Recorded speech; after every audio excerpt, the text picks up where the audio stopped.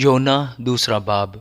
تب یونا نے مچھلی کے پیٹ میں خداوند اپنے خدا سے یہ دعا کی: میں نے اپنی مصیبت میں خداوند سے دعا کی اور اس نے میری سنی۔ میں نے پاتال کی تہہ سے دہائی دی، تو نے میری فریاد سنی۔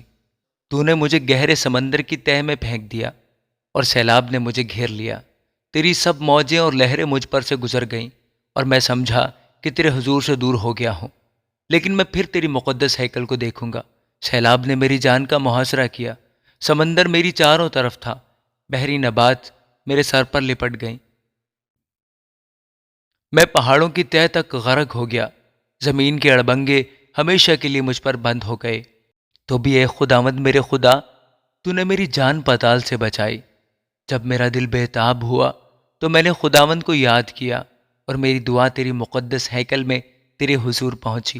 جو لوگ جھوٹے معبودوں کو مانتے ہیں وہ شفقت سے محروم ہو جاتے ہیں۔ میں حمد کرتا ہوا تیرے حضور قربانی گزرانوں گا، میں اپنی ساری نظریں ادا کروں گا۔ نجات خداوند کی طرف سے ہے۔ اور خداوند نے مچھلی کو حکم دیا اور اس نے یونا کو خشکی پر اگل دیا۔ آمین۔